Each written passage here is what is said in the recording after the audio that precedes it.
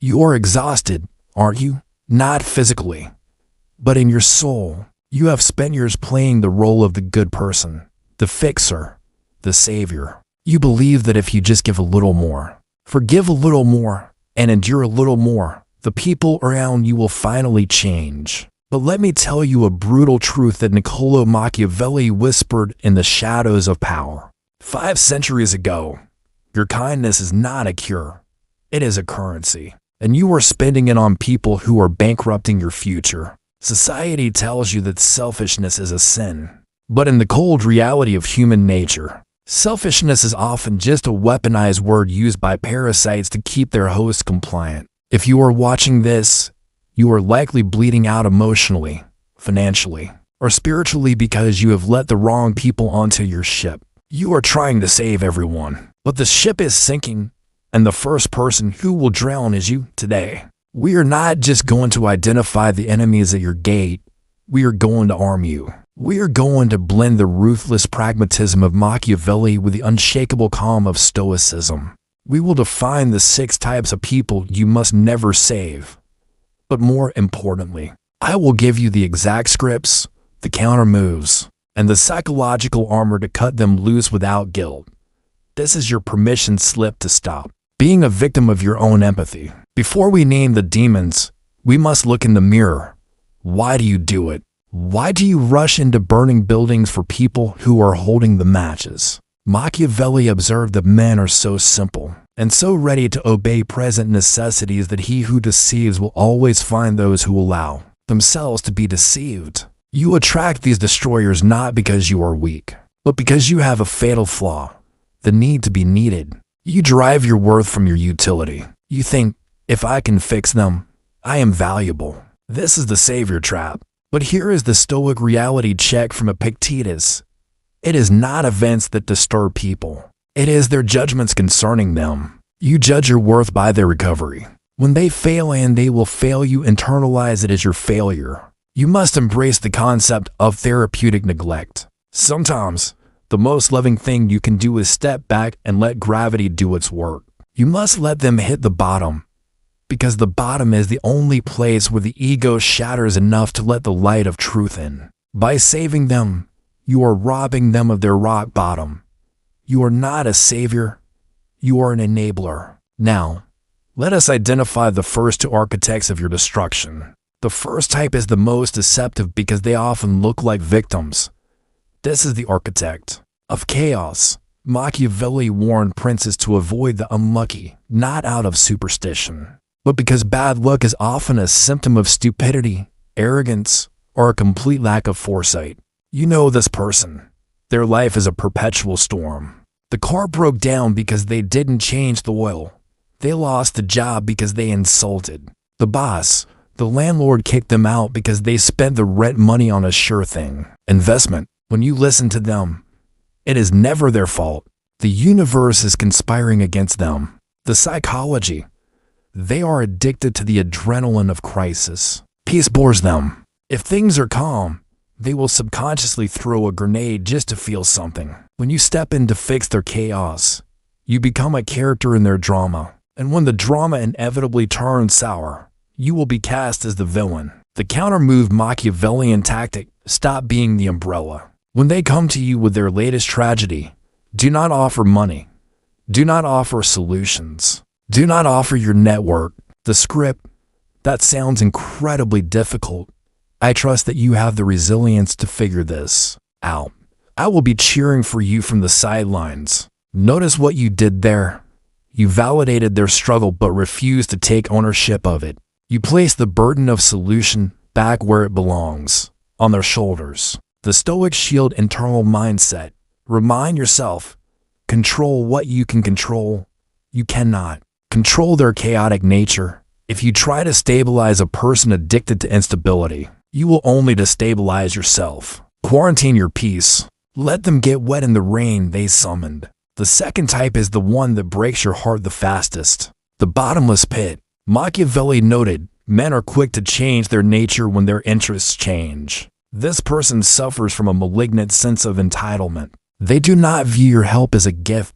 They view it as a debt you owe them. The cycle is predictable. The hook. You help them once. They are effusive with praise. You are my angel, they say. This feeds your savior complex. The expectation, you help again. The thank you becomes shorter. The demand, you help a third time. Now, it is expected. The betrayal, the moment you say no, just once after 100 yeses, they turn on you. They forget the 99 times you carried them and crucify you for the one time you put them down. The psychology, deep down, the bottomless pit resents you. Why? Because your strength highlights their weakness. Your generosity reminds them of their inability to provide for themselves. Dependence breeds contempt. They hate having to ask, so they punish you for having to give. The counter-move Machiavellian tactic, you must perform a gratitude test. Deny a small request early on. Watch their reaction. The test. If they ask for a ride, say, I can't today. I have plans. The result, a healthy person says, no problem. The bottomless pit gets angry, guilts you, or goes silent. If you see the anger, cut the cord immediately. Do not explain. Do not justify. The Stoic shield internal mindset. Marcus Aurelius wrote, when you wake up in the morning, tell yourself, the people I deal with today will be meddling, ungrateful, arrogant, dishonest, jealous, and surly. Expecting gratitude is part of human nature. Do not give to receive thanks. Give because it aligns with your character. But stop giving when it feeds a vice. You cannot fill a cup that has no bottom. Now we descend into darker territory.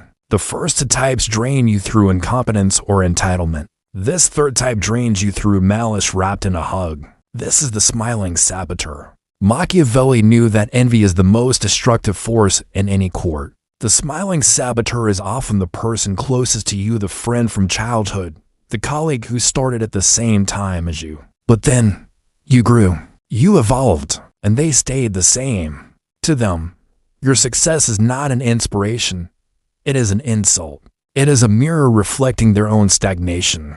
The psychology, they cannot attack you openly because that would expose their jealousy. So, they use concern as a weapon. They want to save you from your ambition. You say, I got a promotion. They say, oh, wow, but aren't the hours terrible? I'd hate to see you burn out. Is it really worth the stress? Do you hear the subtle poison? They are planting seeds of doubt to lower you back down to their level. The counter-move, the law of concealment. Machiavelli advises silence. Never tell them your next move. You must perform the good news test. Share a small victory with them and watch their eyes before they smile.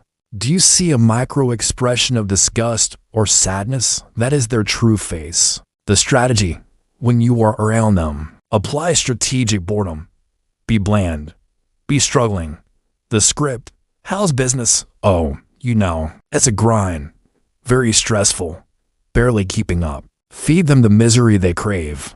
Keep your victories for those who truly celebrate you. The Stoic shield internal mindset. Seneca taught us to hide our light from those who cannot bear the glare. Your happiness does not require their validation. If you try to save them by lifting them up, they will simply drag you down to ensure they are not left alone at the bottom. We arrive now at the most deceptive creature in the dark forest of human psychology. They do not come at you with a knife. They come at you on their knees. The professional victim. Machiavelli understood that power comes in two forms, fear and sympathy. Tyrants use fear. The weak use sympathy. This person has weaponized their fragility. They wear their trauma like a crown, demanding you bow before their suffering. The psychology. You must distinguish between a victim of circumstance and a professional victim. A real victim wants to escape the hole. A professional victim wants to decorate the hole and pull you in to keep them company. If you save them, you steal their identity. Being broken is their currency. It gets them attention, exemptions from responsibility, and your energy. If you solve their problem, they will subconsciously create a new one immediately because they cannot survive without a crisis. The counter move, the mirror technique. Stop offering solutions. Every time you offer a solution, they will offer an excuse, yes. But instead, reflect their autonomy back to them. They say, I don't know what to do. My life is a mess. Help me. The script, I can see you are in a lot of pain. I believe you have the strength to make the right choice for yourself. I cannot fix this for you. The trap, watch what happens when you refuse to carry them. The lamb will instantly become a wolf. They will accuse you of being cold, cruel, or changing. Let them. That accusation is the sound of a parasite losing its host. The Stoic shield internal mindset. Compassion without boundaries is self-destructs. You are not responsible for their emotional regulation. You can offer a hand, but you must never climb down into the pit to push them up. If they want to rise, they must use their own legs. Type 5 is the enemy of wisdom and the assassin of your sanity. The arrogant fool. Machiavelli had a strict rule for princes. A prince who is not wise himself cannot be wisely counseled. He meant that you cannot teach a man who thinks he is already God. This is not about intelligence. It is about willful ignorance. You see them walking off a cliff. You run to save them. You show them the map, the data, the logic. Their reaction, they do not thank you. They sneer. They argue. They construct elaborate mental gymnastics to prove that the cliff is actually a staircase. The psychology. The arrogant fool does not want truth. They want validation. When you offer them facts, they perceive it as an attack on their ego. By trying to save them, you become their enemy. They will drag you into circular arguments that drain your spirit until you are exhausted, just to prove they are right. The counter move, strategic silence. Stop trying to be the teacher to those who have no desire to be students. The script, when they say something deliriously wrong or dangerous. Do not correct them. Do not debate. Simply look at them, nod, and say, that is an interesting perspective. Then step back. Let reality be their teacher. Reality is a harsh tutor. It delivers consequences that your words never could. The Stoic shield internal mindset. Do not dull your blade trying to cut through stone. Save your wisdom for those who ask for it. Watching them fall is not cruelty. It is the only way they might eventually crack their shell of arrogance. And now, the final type, the one that breaks the hearts of the most loyal people, the scorpion. You know the fable. The scorpion promises not to sting the frog, but does it anyway, drowning them both, because it is my nature. This is the person you have forgiven 1,000 times. They cheat, you forgive. They steal, you forgive. They lie, you forgive. Why? Because they cry, because they promise, I've changed. I swear to God, this is the last time. The psychology, Machiavelli warns, men never change their nature. Behavior is a pattern. The best predictor of future behavior is past behavior. When you save the scorpion from the consequences of their sting, you are not helping them evolve. You are interfering with their data. You are teaching them that they can sting you and still survive. You are training them to hurt you. The counter move, the amputation. You cannot taper off a scorpion. You cannot be friends from a distance. The strategy, you must perform the amputation. Block the number. Change the locks. Delete the photos. The script internal. I accept that you are a scorpion. I will not hate you, but I will not let you near my neck. It will hurt like cutting off your own arm. But if you keep the arm, the gangrene reaches your heart and you die. The Stoic shield internal mindset. Stop projecting your conscience onto a predator. Just because you wouldn't betray someone doesn't mean they won't.